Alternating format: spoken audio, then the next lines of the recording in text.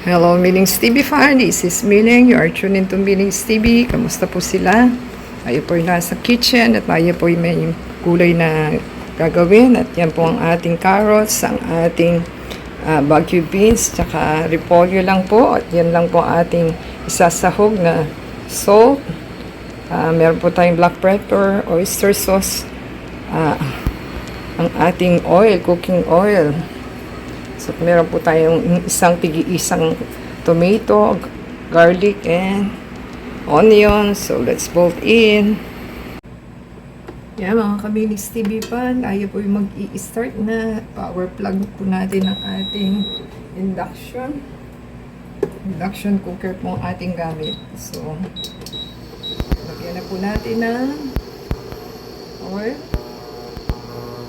Dahil hindi po ito non-stick, matakaw sa mantika. So, yan ang diferensya pagka hindi po kayo non-stick. Ay lang po natin, mainit na po. Pwede na po natin ilagay ang ating garlic.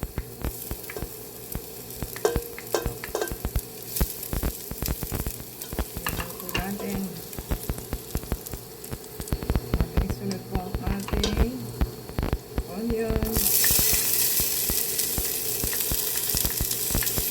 Natin ang kalahating asin. Yan, patayin lang po natin. Ating ihulog po ang ating kamatis. Ito po. Ating hitayin. Ating ilagay po ang ating oyster sauce. At ating pepper and salt.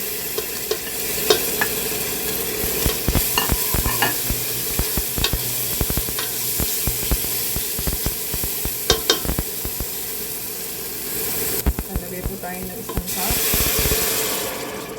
Okay, palang po natin yan at ating ihuhulog ang ating gulay.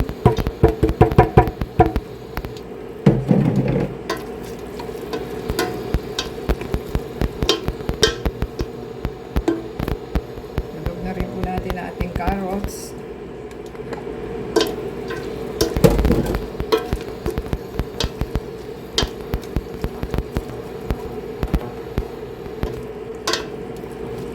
Po natin na ating cabbage. Ayan.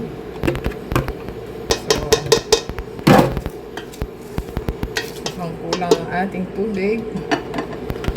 Lagyan po natin na another cup. Ayan. 1 cup po ito, ha? Ating haluin lang.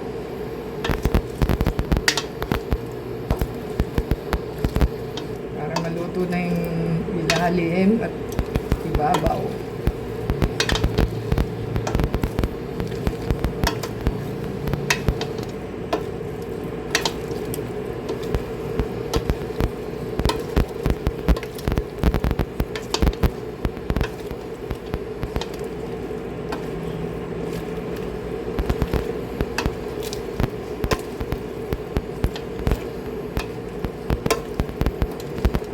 Pansit lang din po at kailangan haluin para po mag-even ang cooking.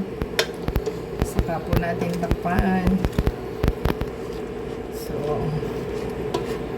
ganyan lang po. Hintayin lang natin.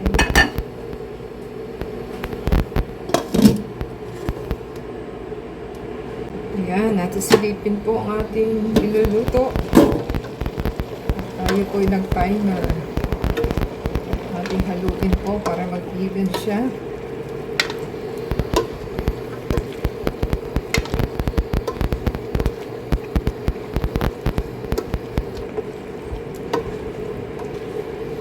Ayan.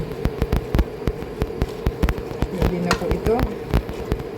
I-off na po natin ang ating overcook na. Yan. Yan na po ang itsura na ating gulay. At kung nagustuhan po nila, basta thumbs up, comment down below po sa ating niluto, and subscribe po sila. And play the ads and video.